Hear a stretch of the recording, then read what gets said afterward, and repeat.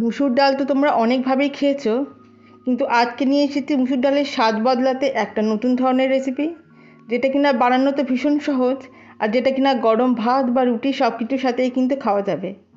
তাই স্কিপ না করে তোমরা পুরোটা দেখো, কিভাবে বানালাম, কী কী দিলাম, তোমাদের সব কিছুই আমি দেখাবো। নিয়ে এসেছি মুসুর ডালের চচ্চড়ি, যেটা কিনা খেতে কিন্তু অপূর্ব। তো হ্যালো বন্ধুরা, কেমন আছো? আশা করছি সবাই ভালো আছো। আমার চ্যানেলে সবাইকে স্বাগত।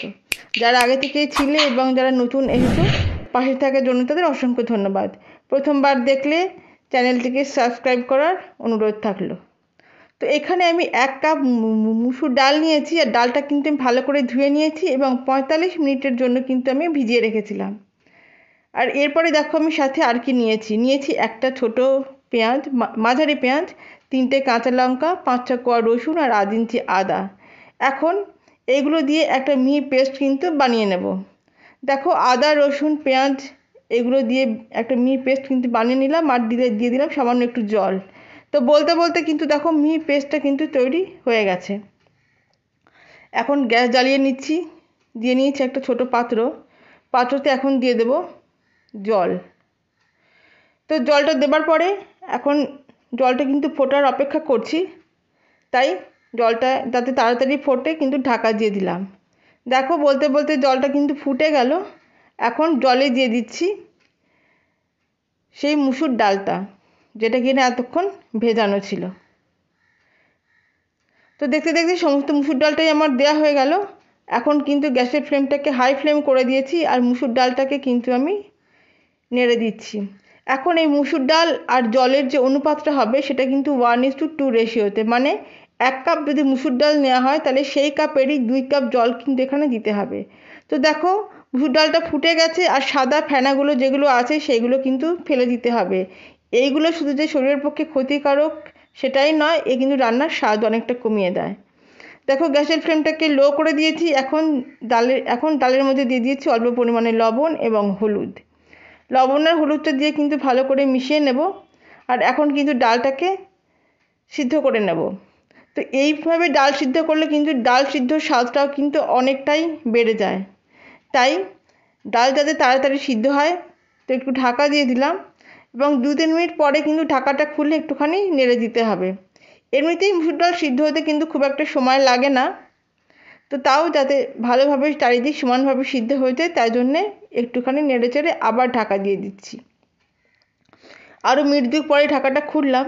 এখন কিন্তু মুসুর ডালটা পুরোপুরি সেদ্ধ হয়ে গেছে, এই যে দেখতেই পাচ্ছ। আর দেখো জলের পরিমাণটা কিন্তু আছে একদম ঠিক। তবে ডালের কোয়ালিটি বিশেষে কিন্তু জলের পরিমাণটা একটু তারতম্য হলেও হতে পারে, সেটা কিন্তু তোমরা দেখে নিও, তবে খুব একটা তারতম্য কিন্তু হয় না। তো এখন দেখো মুসুর ডালটা একটু ঘুটে দিচ্ছি যাতে কিনা এটা একদম মেশামেশা হয়ে যায়। তো বলতে বলতে দেখো মুসুর ডালটা একদম মেশামেশাই হয়ে গেছে।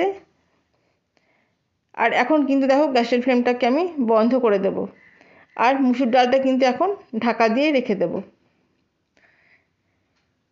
এখন অন্য একটা ফ্রাইং প্যান নিয়েছি, আর ফ্রাইং প্যানে দিয়ে দিয়েছি সর্ষের তেল 2 টেবিল চামচ। এই রান্নাটা কিন্তু সর্ষের তেলেই সবথেকে ভালো হবে। তো সর্ষের তেলটা চারিদিকে ছড়িয়ে দিলাম, আর তেলটা গরম হয়ে গেছে, দিয়ে দিচ্ছি 5-6টা কোয়া রসুনকে কুচি করা। আর গ্যাসের ফ্লেমটা লো ফ্লেমে রেখে এখন কিন্তু রসুনটা একটু নেড়ে নেব যাতে রসুনটা পুড়ে না যায়। যেই হালকা রং ধরে আসবে তখনই দিয়ে দেবো একটা মাঝারি আকারের পেঁয়াজকে লম্বা লম্বা করে কেটে রাখা সেই পেঁয়াজটা।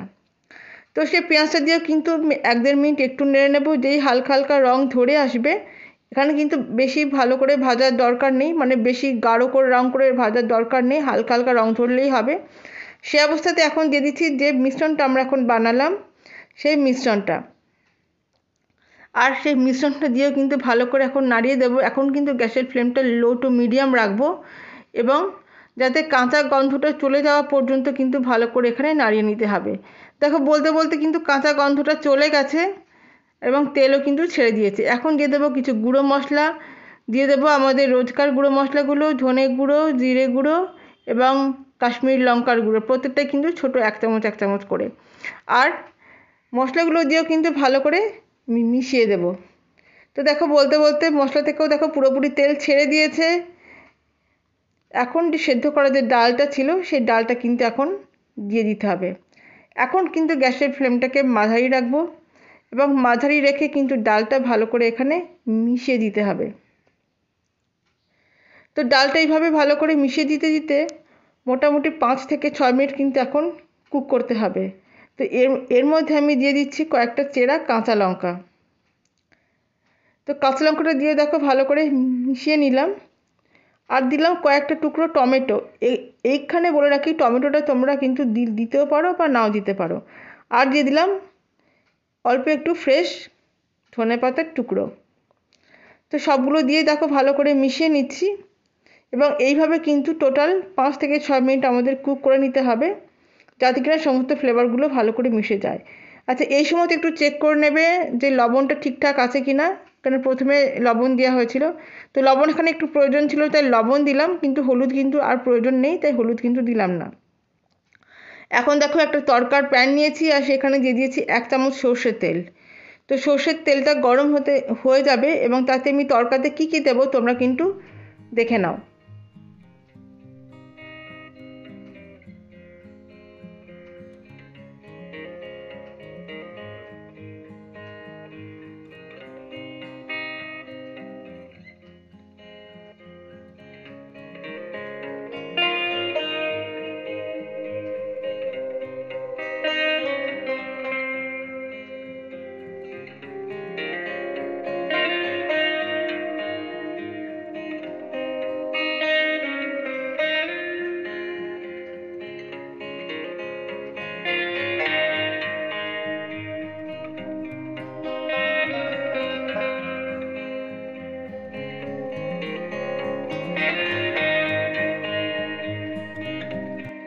তো দেখতেই পেলে একটা তড়কা তৈরি করে নিলাম। আর খেয়াল করতে হবে তড়কাটা কিন্তু হবে একদম লো ফ্লেমে এবং যাতে পুড়ে না যায় সেদিকে কিন্তু একটু খেয়াল রাখতে হবে।